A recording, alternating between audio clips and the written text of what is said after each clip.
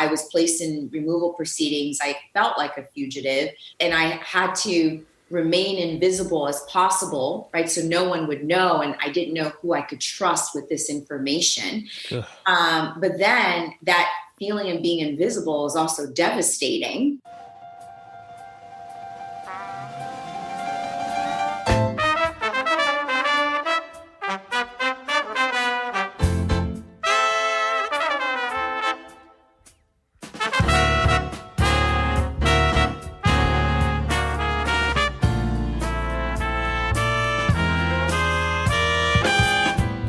Dave Bolger here, and welcome to Had I Known, an exploration of the Hamilton College experience. This week's guest is Martine Kalaw, class of 2003. I hope everyone had a safe, healthy, and happy Thanksgiving. I hope you got to spend some time with loved ones, either in person or via FaceTime or Zoom or whatever it may be. Definitely different this year. But while it may be different, there still seems to be the usual leftovers in the fridge. So I've been able to take comfort in the post-Thanksgiving meal turkey sandwich, which, for my money, is the best part of Thanksgiving. After giving thanks, of course.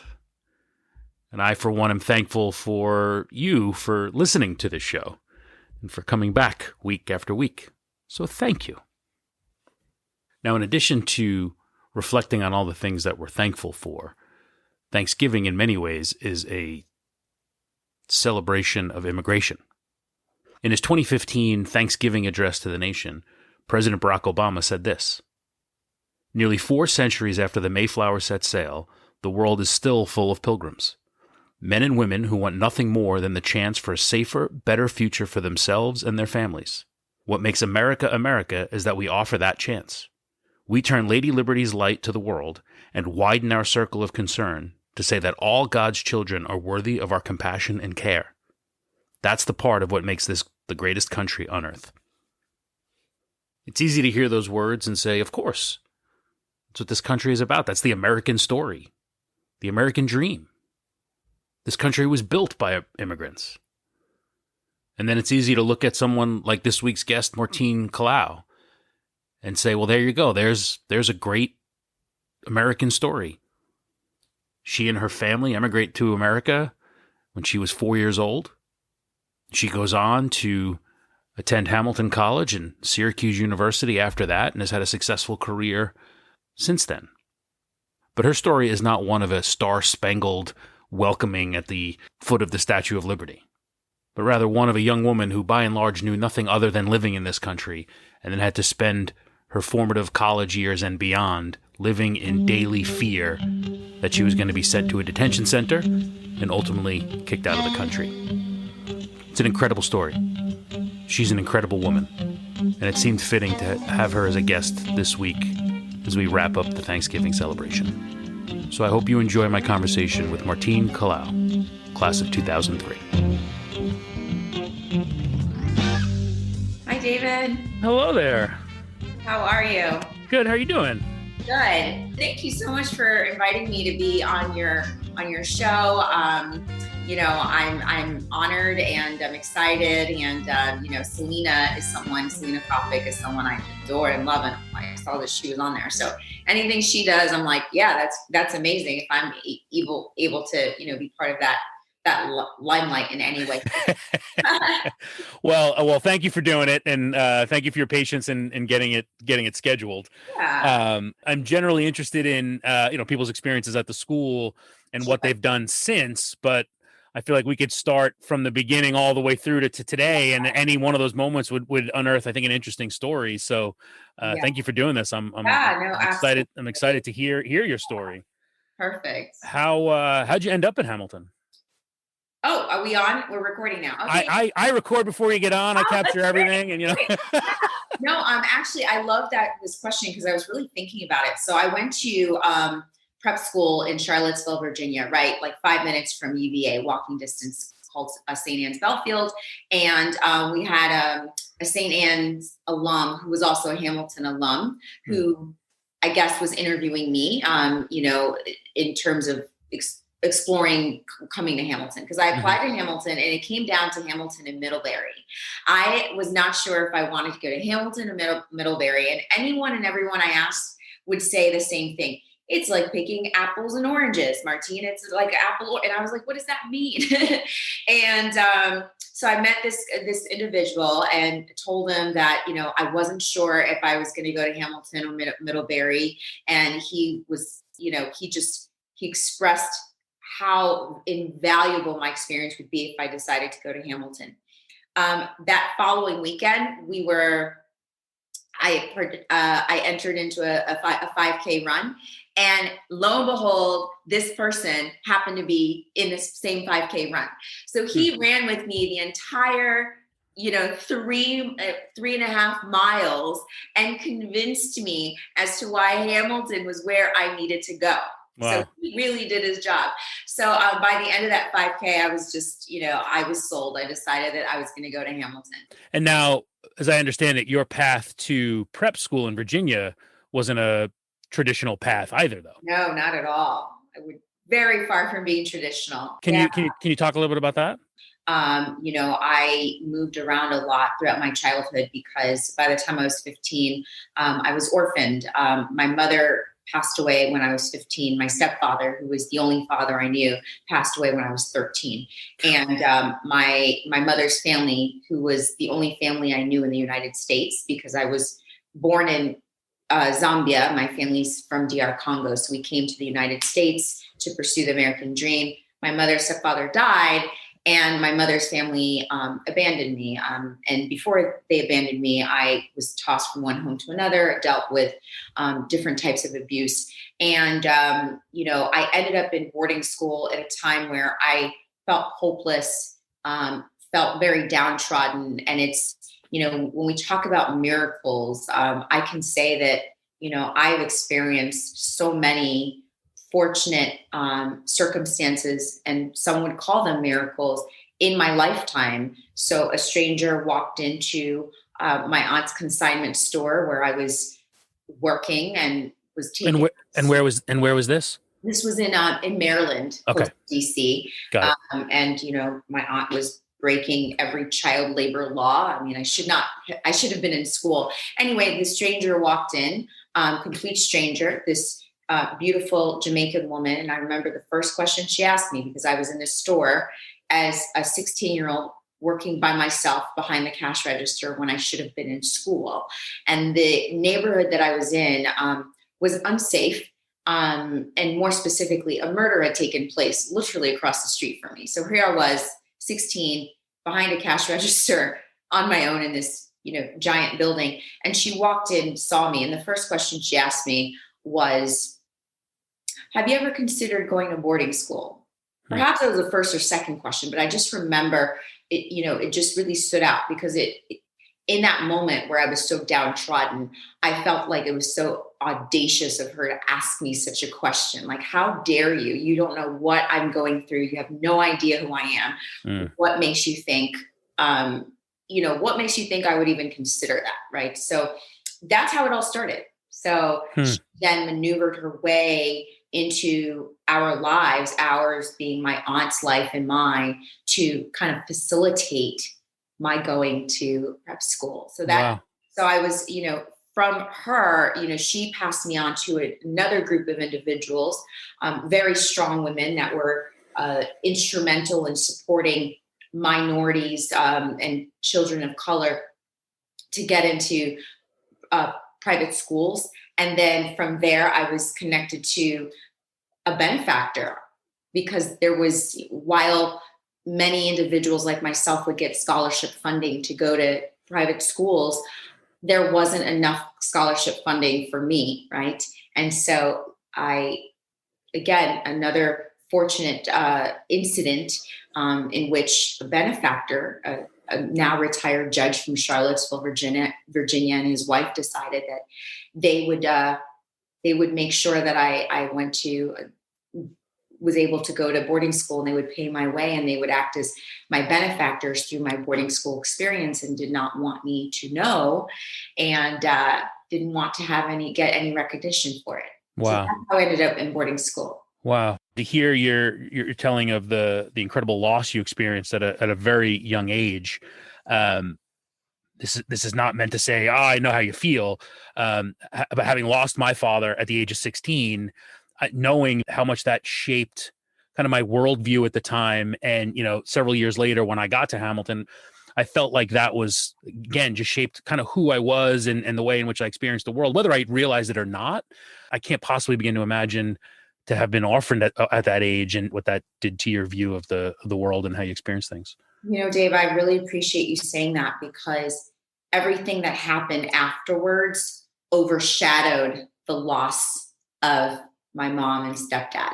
So I never really got a chance to grieve that, because then, right after, I felt like I was constantly working to survive. And so I never got a chance to really grieve the loss of my mother and stepfather, at least at that time. Sure. Because that, and right after that happened, it was trying to survive, then getting into boarding school, then trying to go to college. And then, then I was placed, then I'm dealing with this immigration battle for 7 years of my life, trying to fight from being sent to a detention facility indefinitely. So I never, during those years, all the stuff, the immigration stuff and the survival piece overshadowed the grieving of my mother and my stepfather. And so I appreciate what you're saying, because oftentimes, even now when I share my story, that piece is still overshadowed. It's like, Right. oh my gosh, you were undocumented. Oh my gosh, you were fighting to not be deported. Yes, but I also lost my parents. Right. And Right. I mean, let's talk about devastation. Sure. At its core. That Sure. was it. That's an age where you're not equipped to handle that sort of thing. I mean, I lost my mother when I was, in my mid to late 30s, and I'm still struggle with that today, years later. So at 16, 15 years old, to deal with that sort of loss, to go through all that, and then throw everything else on top of what you had to deal with. How the immigration battle you had, did that start at that age? Started in Hamilton. I mean, before Hamilton, my status was questionable. It wasn't the main focus or priority at that time. And this was in the late 90s, right? Again, I was trying to survive, and it was really about securing a home, having a place to sleep, and having education and access to education. So it wasn't the forefront of my mind. It wasn't something that was emphasized nationally, right? And it was during the years that I was at Hamilton. We look back at 1999, 2000, right? 2001. Well, everything that was going on a national level had to do with, right, axis of evil, 9/11, everything that tied back to immigration. Yeah. Immigration, right? So it definitely started at Hamilton. It was just I mean, I don't know, is the circumstances, the national circumstances of what was going on nationally, and then my personal life just kind of intertwined, and it was a nightmare. So to make that long story short, I was working on the dean of faculty's office, and we wanted to adjust my social security card because it said non-working, right? So before then, I was getting paid through private funding, but with the college's ignorance, my ignorance, this is back in 1999, 2000. We thought, well, let's go and adjust your social security card where it says non-working. Let's make sure that it's working. Like it says working, so you can actually get paid, through a, W-2. And so in that moment, we went, it was someone from the president's office and myself, we went to adjust my social security status. And that's when I was immediately placed in removal proceedings. It was like the rug was pulled from under me. And again, this is back in 2000 when, it it was unheard of. Being undocumented was something, it was very cryptic, it was unheard of. No one was really talking about it. There wasn't Sure. a movement. And it wasn't undocumented. That euphemism didn't even exist. It was Sure. illegal. Yeah. And right after that, in that same breath, 9/11 occurred. So I was placed in removal proceedings. I felt like a fugitive. So now, not only am I surviving, struggling to just secure a home, because Hamilton was my home. It was my access to freedom through education. But Yeah. now I'm fighting this other battle, and I had to remain invisible as possible, right? So no one would know, and I didn't know who I could trust with this information. Ugh. But then that feeling of being invisible is also devastating.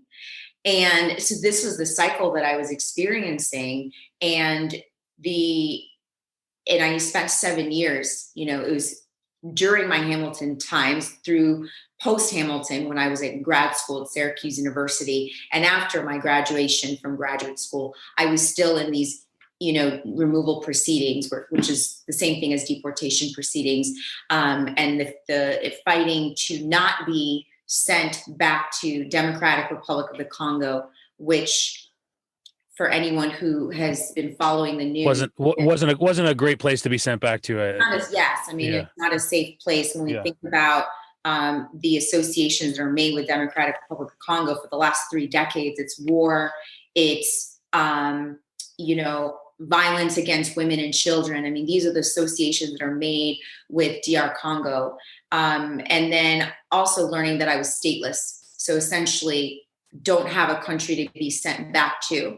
And the realities of things is that people like myself who don't have a place to go back to, they end up in detention indefinitely. And we've read what happens in detention facilities. So this was my battle for 7 years, while also, also just trying to survive and paint this facade of being a normal student at Hamilton. Yeah. So that was my journey. Wow. So at that point, when the Social Security switch kind of triggered this, were you aware of any of the status or that anything would go through this, or that was a complete surprise? It was a complete surprise. And when, the thing is, when you look at the majority of individuals who are dreamers, who are undocumented, they actually came to the U.S. legally, and for whatever reason, they overstayed their visa. Mm-hmm. And a lot of times it's based on the ignorance of the parents. And when you think about, a lot of these individuals, a lot of parents that come to the United States, they bring their children. They may not necessarily understand the legal ramifications of whatever they're doing. They may not even grasp the English language. So I'm not trying to justify it. I'm explaining my mother's perspective. She brought me here and thought, my daughter is safe here, my youngest daughter. I have all these other children back in Congo that I need to help bring to the US, right? And so that's how I overstayed my visa, because my mother was preoccupied with saving her other children and thought I was fine and safe here. I overstayed my visa. She and my stepfather died, and then I fell out of status, but I didn't know that, right? Right. I was just trying to survive. Yeah. And at 15, 16, how do you know what your status is, right? You're going to school regularly. You don't know until someone tells you. And that's often what happens to a lot of individuals a lot of dreamers, when you look back at the stories of how dreamers find out that they're undocumented, it's usually like they're just surprised. They didn't know. They just assume like that they were like every other child, and then they find out like, oops, I'm not. I'm very different. And then there's the same sense of shame that also, comes up in these conversations. My goodness. So and this is happening at a time when any 18, 19, 20-year-old is trying to figure out who they are, right? What their identity is, struggling with what their identity had been, and then what it's going to be on that campus for 4 years.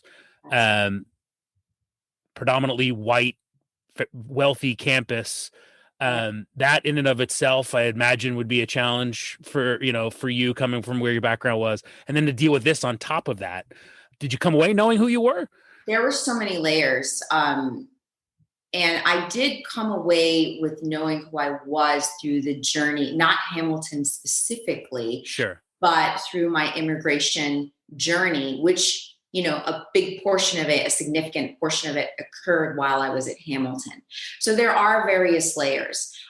There's the layer of understanding and contextualizing my being a Black woman, being African, ethnically Congolese on a white campus, Yeah. Predominantly white campus, and trying to understand where I fit, right? Yeah. I came through the HEOP and Scholars program, and feeling that sense of shame, because I felt like, well, why am I different, right? Why are we HEOP and Scholars? And there was a level of shame, which there shouldn't have been. Right. But what was, this program, which I think is phenomenal, and Phyllis Breland, who has since retired from Hamilton, she really helped to, she's really driven it and made it such a profound and effective program at Hamilton, was one that was misunderstood. And I think, the shame that I felt was students who were not part of HEOP and Scholars, who were predominantly white. I felt that they looked at us like, we were the subjects of affirmative action and we didn't belong there, right? There was a sense of not belonging, a sense of shame. Whereas now, when I look back, and if I were going to explain what HEOP is and Scholars, we think about, it's an opportunity to create equity, right? And create a level of fairness for individual students, right? Who have been the subject of systemic oppression that show up in zoning, education, access to work, what have you. So then there's this program that's established to create that level of fairness and prepare them and equip these students so that they can, they're able to succeed, right, in that environment. Sure. But that's not what I experienced while I was there. But and not what you experienced from other students or from the school at large? No, I should be more specific. Yeah, I didn't experience, from other students, I felt that sense of shame. The students who were not part of HEOP. But then I also, I carried remnants of that experience from my prep school days, because I had the same experience in prep school. Sure. So I kind of felt like I didn't really know where I fit in, because in prep school, I was also one of 3 Black kids. And, I felt like invisible in a lot of ways. And sometimes I felt like I was so visible and I felt very unsafe. And then I was having that same experience at Hamilton. Yet, even within the community of other students of color, I didn't quite feel like I fit in either, because I'd grown up in white communities as well, right? So there were all these different layers and complexities. And then on top of that, I'm undocumented. Right. And then on top of that, I can't relate to other students because I don't have a family. And I don't want people to know that, because I'm ashamed. And I don't want to have to explain myself. So I do feel that throughout my Hamilton experience, I didn't, I wore this facade, and I didn't really connect. I built and I established some really strong friendships that I have to this day. And I'm so grateful for those friendships. But I really, didn't connect with as many people as I would have liked to, because I couldn't really reveal who I was. Right. And, to answer your question, did I finally figure out who I was? Yes. But it was many years after post Hamilton. Yeah. At what age did you come to the United States? I was 4 years old. You're 4 years old. So by and large, I mean, I was going to ask you, is at this point in college, did you identify more as, an American or as an immigrant? I imagine coming over at 4 years old, your official status aside, you're walking around just thinking you grew up as an American. I was an American. I was like any other American who might be second generation. I mean, when up until my mother passed away, when I went home, we didn't speak English in the household, right? Because we spoke French, we spoke Swahili, Lingala, all the other languages that are spoken in Congo. But outside of the home, I spoke English. So yes, I was an American. And I had, this very eclectic and interesting ethnic background, but I was truly an American. That's the definition of an American, right? Sure, of course. It's a myriad of ethnicities, and it's beautiful. And so, yes, I felt like the girl next door. Yeah. And I think for the most part, a lot of my friends and people at Hamilton thought I was kind of like the girl next door until they found out that I wasn't. So, when you're going through that battle, the threat of deportation is hanging over your head, but you're just expected to go through life normally otherwise until your next hearing? Yeah, it's kind of this is what makes the whole immigration, structure convoluted, and it's kind of a catch-22 because things that are so basic, like, let me give you an example. I was redirected to the Buffalo court system, right? Buffalo is a 4-hour drive from the College Hill. However, if you're undocumented, you can't get access, at least at that time, I couldn't get access to an ID, state ID, right? I couldn't get a driver's license. The only thing I had was my Hamilton student ID.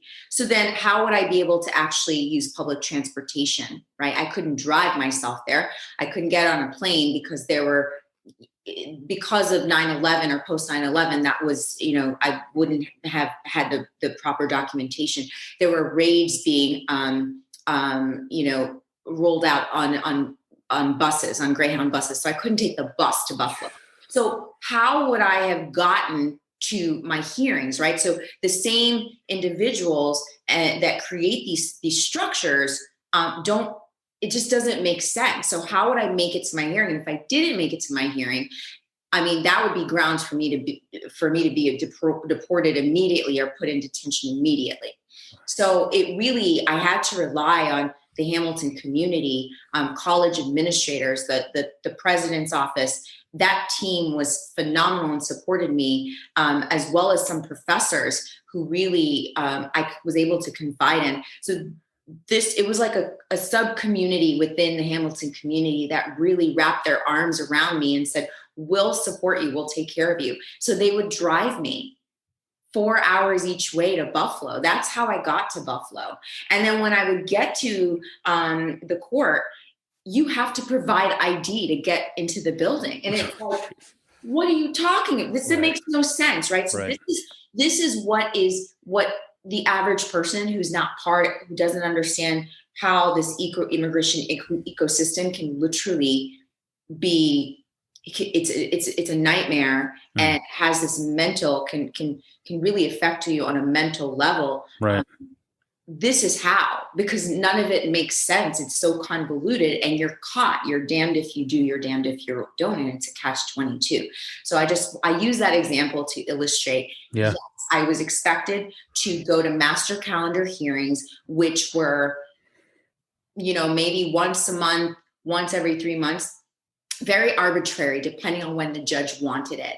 And it was very much of a call and response between the judge and whoever was representing me, my lawyer. So never really taking into account when I would be available or what worked for me. And then if it wasn't a master calendar hearing, it was an actual trial where I had to show up as well. So this stuff happened, sporadically, or every 2 months, every 3 months for 7 years. And every day I lived with the fear of, when's the other shoe going to drop? Wow. You just don't know. And that's the reality of things. My goodness. And doing that while on a college campus, hearing people hem and haw about they have to write a 10-page paper and it's late and that's hard, or this person was mean to them at a party or didn't talk to them at a party. You must have wanted to just scream and say that none of that matters based on what you were going through. I can't imagine how you had to, put that brave face on. Yeah, I mean, I think what one thing that I learned to be, and I think even then I had a lot of humility and realized that everyone's burden feels the same to them, right? Hmm. Hmm. And I've always kept that in mind, even now, right? So when people, another example is when people are always complaining about being so busy, and it's almost like sometimes people compare how busy, like I'm busier than the next Yep. person. We're Sure. all busy, and everyone's burden of feeling busy feels the same way. So I didn't really focus on that too much. For me, it just felt like it was excruciating, and I was screaming at the top of my lungs, but someone had their hand around my throat. So like no, the volume wasn't actually being amplified. So that was really it for me. It was less about comparing and, oh, my pain is greater than anyone else's. It wasn't, Yeah. it was just that I have pain and I wish, and I don't know who can save me because, I want to give credit to the college, to Hamilton College. They did everything in their power to support me, whether it was appealing to Congressman Bollert's office, whether it was securing an attorney for me, whether it was, showing up to making sure going to my master calendar hearings, whatever they could do, connecting me to trustees of the college to see if there were other bills, if we could exercise any other possibilities, but there really weren't any options for me. Mm. And that's what was so devastating. Like, and I think it was devastating for anyone who knew about my situation because, it was like, we're looking at, this doesn't make sense. We have all the money in the world. We have all these different people that can influence change, but we can't help this young woman. Mm. And everyone's hands were tied. And I think that was what was so painful about the whole experience. And what was the fundamental issue in terms of the proof they were looking for, or what hump did you need to get over that you couldn't get over? I'm sure there were mounds of things of just bureaucratic BS, but what was the key issue? Well, it was beyond just bureaucratic BS, which is why I wrote a book about it because there's so many layers to my story. But to try to answer your question as directly as possible, my case, the we were arguing, my lawyer and I were arguing two things on two grounds for my case. One was nunc pro tunc, which means then for now. So the laws that would have been applied to me then when my mom and stepfather had died, which meant I could have adjusted my status immediately after my mom and stepfather died, had I known, should have been applied to me now, which was then back in 2000. So that was one. And the second was the battered child statute, which basically says any child who has been a victim of battery or abuse in any way by a guardian or a parent who's a permanent resident should be able to apply for permanent resident status. And I was under my case was under the Victims Against Women's Act, VAWA. And so the problem was really how my attorney or attorneys presented my case to the court, which angered the judge, right? There was a lot of malpractice, and the judge felt like I was making a mockery out of his courtroom and that I was a liar and I was lying because of the way in which the evidence was presented. And also, this judge had a reputation and was, he had been working in the Miami courts, immigration courts, and because he was not disbarred, they actually just moved him over to Buffalo.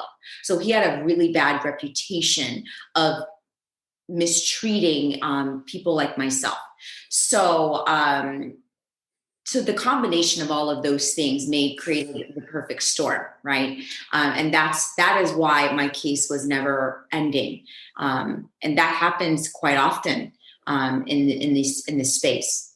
Wow. And it ultimately got resolved when? It got resolved back in 2007 because my case went to the highest immigration court, the Board of Immigration Appeals, twice. They're based in Falls Church, Virginia, and they are notorious for, just being a bureaucratic mess, and also full, having a lot of red tape. And, but they did something that, again, it was another miracle. They say, like, I've had lawyers say that's unbelievable. It's like 1 in 1,000 where chances in which the Board of Immigration Appeals would look at your case and then read through it and then remand it back to the judge and say, no, this case is close, and we're forcing you to grant this person permanent resident status, which is what happened. My goodness. How did you ever come close to giving up? All the time. The time. And that's what I'm honest about, because I think sometimes when you hear these journeys about like a hero's journey, people talk about how they just held on and they believed. And I would say that that wasn't the case for me. The truth is, I came close to giving up many times, and my mental health was very frail. I mean, it was very fragile in many times, during many times throughout this journey. But I think I created such strong relationships and bonds with people that when I was close to giving up, someone else wouldn't give up on me. They didn't always have the answer, but they would not give up on me. They wouldn't let me give up. And that's really what buoyed me throughout those 7 years. Unbelievable. So it's easy for people now to think an issue like this is inherently a Trump issue, right? Given the headlines of the last several years. But here's your issue. It spanned essentially the entire Bush administration. Oh, yeah. And it's an issue that hasn't gone, it went through the Obama administration, and it's certainly still a major issue today. And I know you've been active in helping people through that. Do you foresee a future where people won't have to go through your challenge? That's a great question.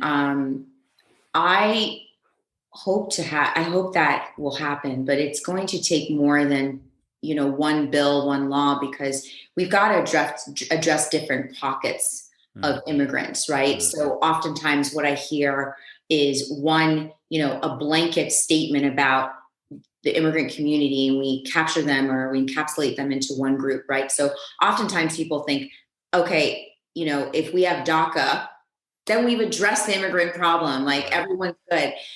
The truth is, I didn't qualify for DACA. There are many dreamers. There are 2.9 million dreamers that do not qualify for DACA, right? So we can't use one swooping generalization or one bill to change things. There are going to have to be a series of changes across different segments within this immigration ecosystem, including the courts. So there's a lot of backlog in the courts. Judges don't have judicial independence. Individuals, lawyers who don't have background in immigration law are appointed to judgeship, right? And they're made immigration judges, and then they're given quotas, right, that they have to go through. So there's a lot of pressure, and they're reporting back to Bill Barr. So there's this pressure to get through this. So all of that has to change. Right now, the immigration courts and immigration law doesn't fall under the judicial system. It falls under, the executive branch. And so, some might argue there would be value in having a jury in these immigration courts, right? Because then there's just there's oversight, or someone else who's kind of a check and balance for the judge and what's going on in those courtrooms. So all of that has to be also course corrected.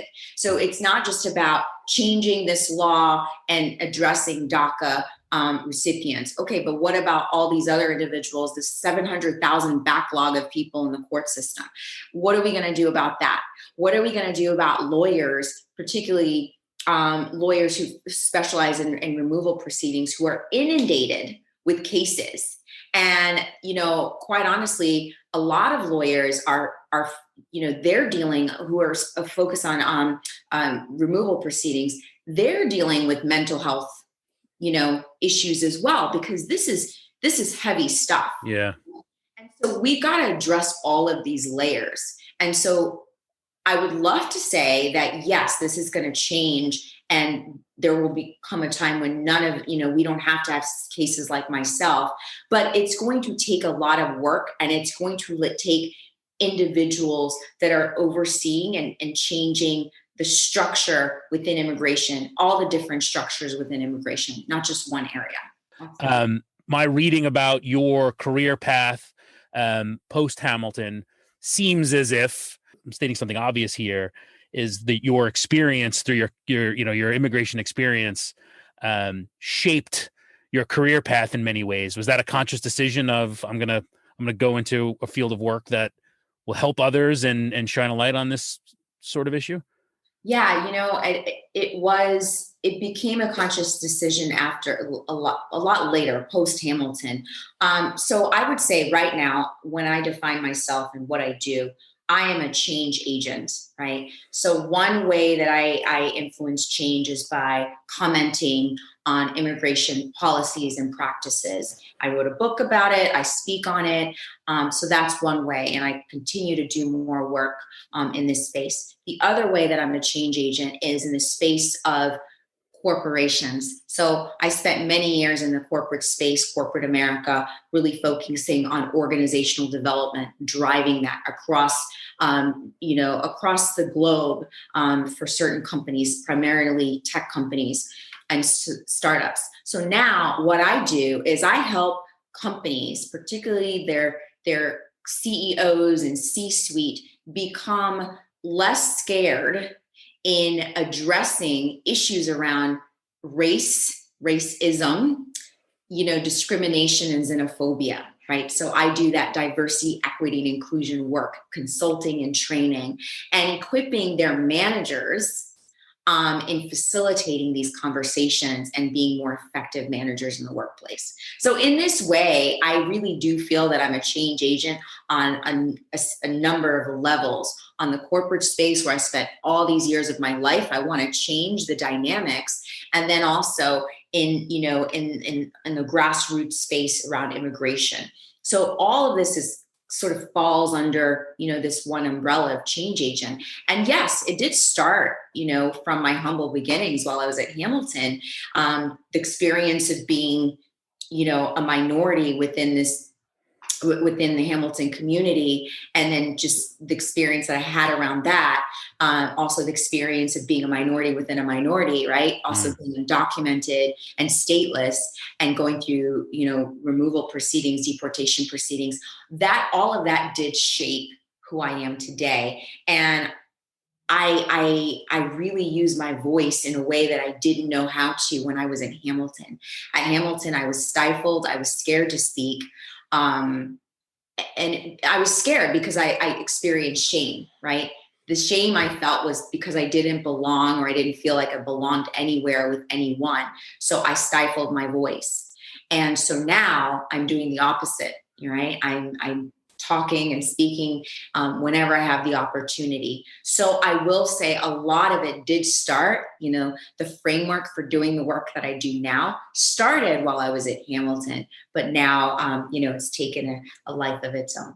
There certainly a lot of corporate America is reckoning with trying to come to terms with where they fit and what they need to do in terms of the DEI work you're talking about. Yes. Would you say in the companies you're working with or have worked with, is the challenge for the companies at this stage more on the awareness front, shining a light on the challenges that exist, or is it more on truly implementing behavior change? It's interesting, and it varies. I mean, I work for my own, I have my own business, Martine Kalaw Enterprises LLC. So this is the work I do it across different industries. And one thing that I'm seeing that's consistent across the board is, there are different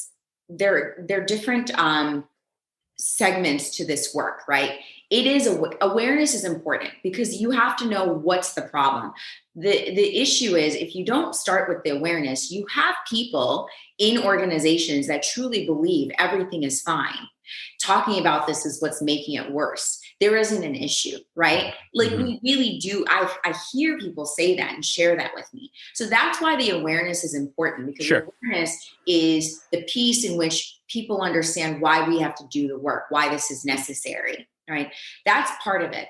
Then the other part of it is then having the knowledge, right? So you got the awareness of this is what's going on, but now you want to understand why, where did this come from, right? Because we thought, a lot of people say, well, we thought we had made progress. So why is this happening, right? So then we start to understand the structures, and we start to understand the history of things. We start to understand why microaggressions, how microaggressions lead to unconscious bias, why they're offensive to certain people, why this is, what's the history behind saying this and this trope? Why is it offensive to people, right? Mm-hmm. And then once we understand that, and we then acknowledge that, okay, so one, we acknowledge there's an issue, but then we, through the knowledge, we also acknowledge that we are part of contributing to that, and we can change. We can all be responsible for change, right? And we don't have to feel shame or feel blame,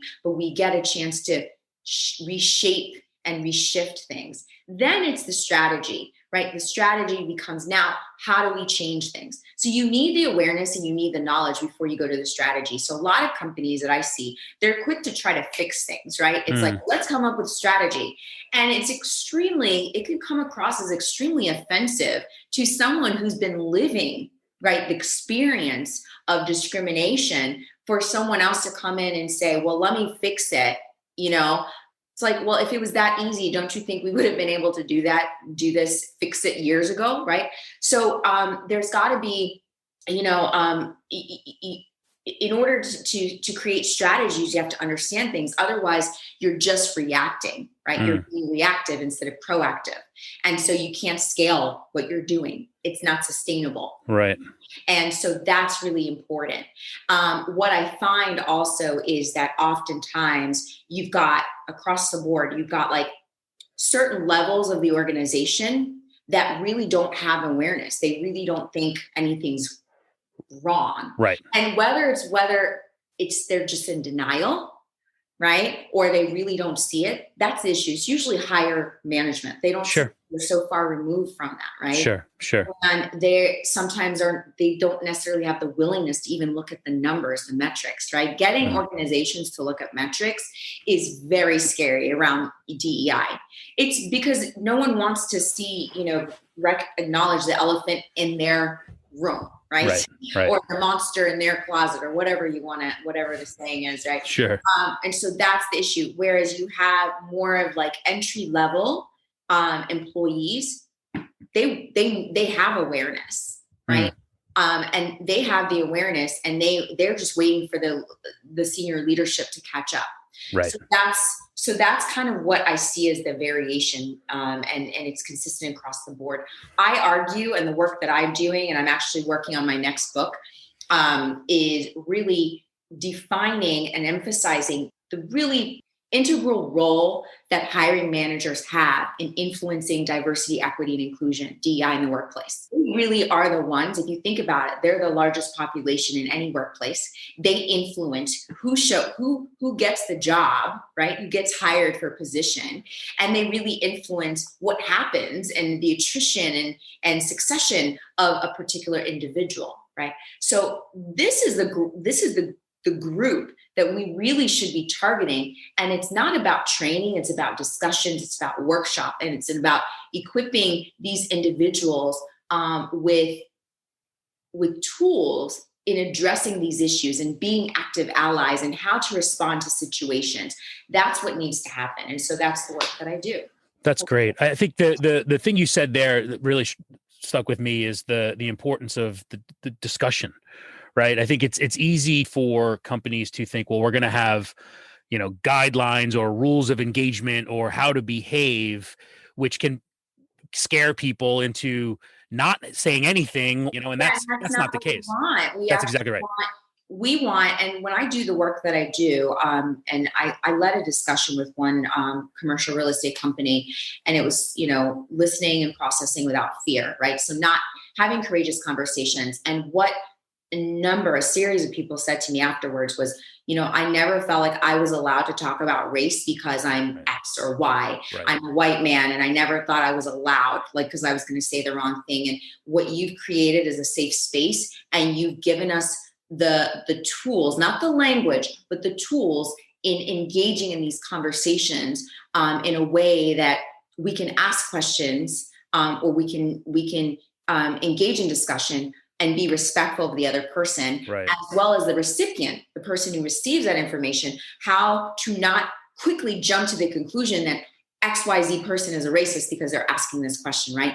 How to facilitate and navigate those conversations. And so that's what's really important to me, because we need to have these conversations. We don't want to avoid them. We Right. want to have them. Well, that's how you get true diversity, Yes, right? yes. Diversity isn't having everybody act the same and think the same. Diversity is truly, having the conversations to understand and celebrate the differences that exist within an organization. Or just start to understand each other. You don't have to. So I always say it's not about agreeing. I think on a national level, we focus too much on, do I agree with you or do I disagree? Right. And when we focus on that, and if that's like the priority in our conversation is to determine that, then we really aren't listening to the other person. We're just waiting for them to shut up so we can tell them how they should think and what they should believe, which should look like and be like what we believe.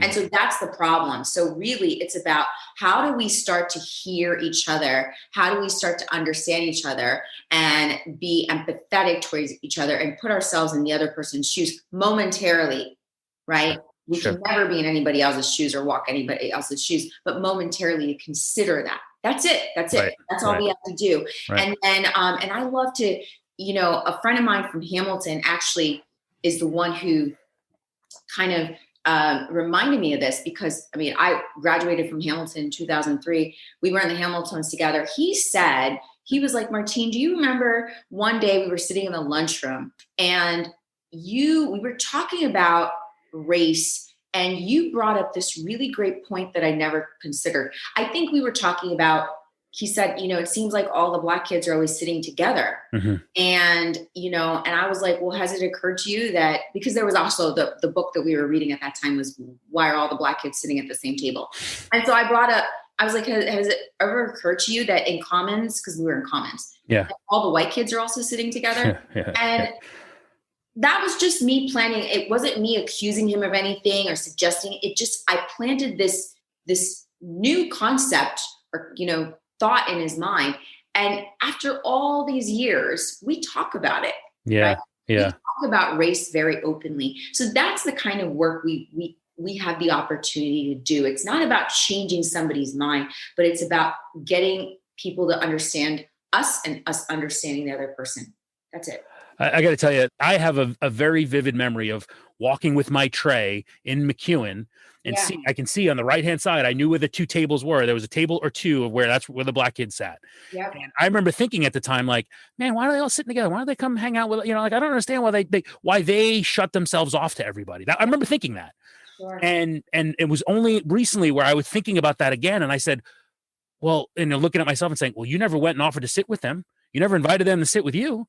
And it's that sort of thing. So I hear you on that loud and clear. Yeah. And I love these conversations because I've had people say, well, Martine, if you're one of a few, then you get to be unique, you get to stand out. And so I like to follow up with that, that comment with, at what point does being unique start to feel unsafe? Mm-hmm. Right. And then that's it. Like for me, my job is to, ask questions and let people reach their own level of understanding. And I feel like I'm doing my work when I do that. When I start to impose my ideas, my beliefs on other people, then I'm really straying away from what I'm trying to accomplish in the work that I do. So there's that leads me to a quote I read from you. I don't remember exactly where I read it, but it's something that jumped out off the page at me, which was you in talking about work you've done in helping other immigrants go through their immigration battle. You said that many of them talk about the pressure they feel to hide their or denounce their identity of their cultural origins, so as not to look like they're un-American or to show their Americanness. Yeah, I absolutely. Yeah, you're constantly toggling, but we get to define ourselves But then we also, it's like there are different layers of our identity. It's based on the community. It's our, however we define our own identity, as well as the communities that we're in. So in the workplace, there is a certain culture and identity in that workplace. And so that's important too. But some workplaces, the belief is we don't need to acknowledge the differences that we have. We should all be one. And my thought is, it's okay to be different, right? It's okay to acknowledge the differences as well, because not acknowledging it makes it seem like there's something wrong. Right. When people have said to me, Martine, I don't see you as a Black woman, I'm like, well, gee, I'm okay with you seeing me as a Black woman, like, right? That whole, the whole idea of like the colorblind ideology. Yeah, I don't see color. Yeah. I don't see color. Yeah. Can be really offensive to people, even though that's not what they mean. When someone says, I don't see color, most people mean, you know what?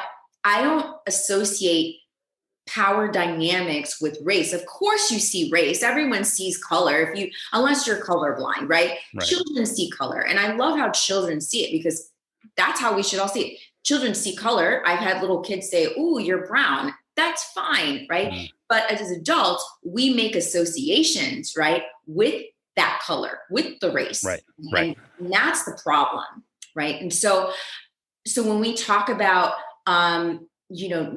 being all equal and not seeing color and having a space in an organization where we're all one, that's fine and it's good and it's well intended, but that can't be achieved yet because we're not all equal and there isn't equity in that workplace. There's inequity in workplaces and all other structural spaces out there right now.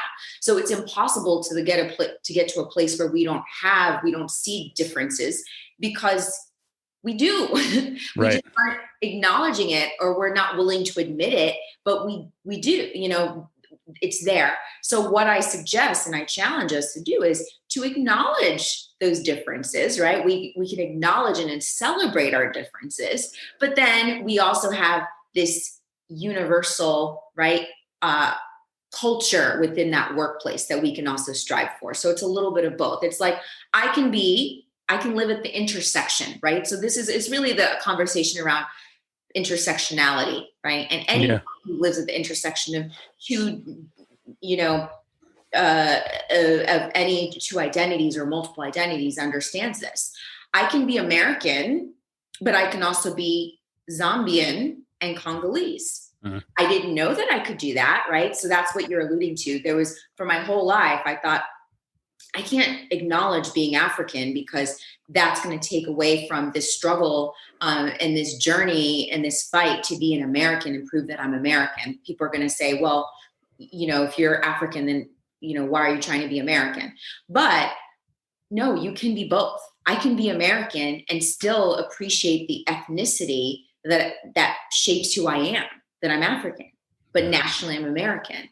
And so that's the same idea in the workplace. You can have this common culture, that it's one, whatever company it is, but then you can also have your unique identity that you bring to that particular workplace. And so it becomes the idea of intersectionality. And I think that's what workplaces get to learn to embrace and understand.